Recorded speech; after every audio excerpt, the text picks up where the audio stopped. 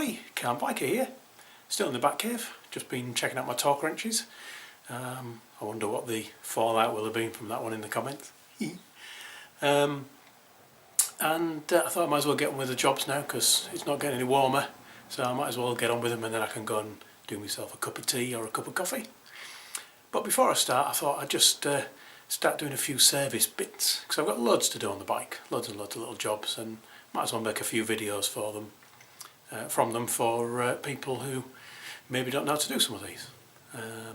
And the first one, really simple, probably quite pointless since I'm changing the coolant, but is doing a coolant check on Z1000. So I'll show you how to do that before I take all the coolant out anyway. One of the important things when you're doing this kind of check is that the bike's upright, because you're checking fluid levels, and obviously you need the fluids to be in the right place. So the bike's got to be upright, not on its side stand. So I've got it on my paddock stands today, because it's just nice and easy rather than trying to get it on the sky lift when I don't need it high up. So I've got it on the paddock stand so the bike's level, upright, and now I can head round the back and have a look at the coolant level. And apologies for the disgusting state of the bike in advance. It really does need a clean, doesn't it? Sorry Tosh. The perils of riding in winter, eh? So now we're around the back of the bike where we can check the coolant level. I do like a naked bike. I like the fact that there's no fairing. Well, there are. I mean, there's plastics to take off when you're working on it, but there's no big fairings to take off. Everything's quite accessible, and also you can kind of see the guts of the machine and kind of appreciate what's going on. But it does mean that if there's something that's not very pretty, like the overflow tank on a cooling system, you've got to hide it somewhere, and there's not very many places to hide on a naked. In this case, the tank is right in there, just there, and the window, if you can call it that, it's actually kind of white plastic, so you don't really look at the fluid, you look at a shadow of the fluid. Is right deep inside. If I zoom in, hopefully you can see it. So that little white patch there, that's part of the window, and as you can see, because of where it is, in line with the rear tyre, it's covered in rubbish. So it's quite awkward to have any chance at all of seeing the fill level. But the key part is to make sure it's between the low and the high levels. The low level, well, that's the high level there. Hopefully you can see it. Let's try and put a bit of light on it for you. You've got your low level, so your low level and your high level, and you want the fluid to be somewhere in between. As you can see, in terms of a window, that really isn't.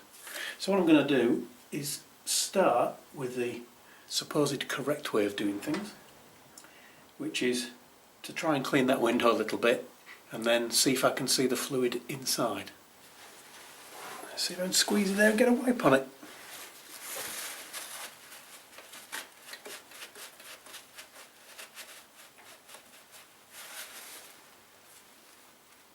Quite dirty. So you can kind of see through it now, but it's not exactly obvious. It's not like the reservoir on your brake fluid, but weirdly enough, if I wobble the bike, you can actually see it splashing around there. You can actually see it better on the camera than I can in real life. There's a tip for the future. I'm going to point the camera at it in future. So you can see that is just below the high level, but well above the low, so that'd be fine. If it wasn't fine, all you do is pop off this cap here, little cap. Hopefully you can see that. You've got a little filling neck here, and you pop some more coolant in so it's at the right level. Now while I've got the cap off, if you do struggle with this like I do, especially in strong sunlight, there's a quite handy tip that I will give you. I think it's handy anyway.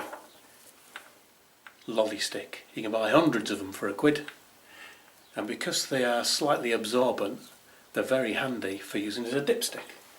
So what you can do is get your arm in. I know this is a bit awkward. Dip it into the tank. So I've dipped it into the tank, and you can see hopefully there the line, and now I've dipped it until my fingertips were exactly in line with the top of the tank, with the top of the filling neck. So I can now, on the outside, put them in exactly the same place with my little stick, look in and compare it to the fill level. So that's one way of checking them if you are struggling to see through the tank. As these tanks age, they do get duller and harder to see through. But the camera trick seems like a better one. Pop that lid back on there. Just make sure it's snug, doesn't need to be over tight. And that's how you would check and top up, if need be, your coolant. I'm going to be doing the topping up shortly because I'm going to change all of the coolant. That's for another video, so thanks for watching everyone, ride safe, and I shall talk to you all again soon.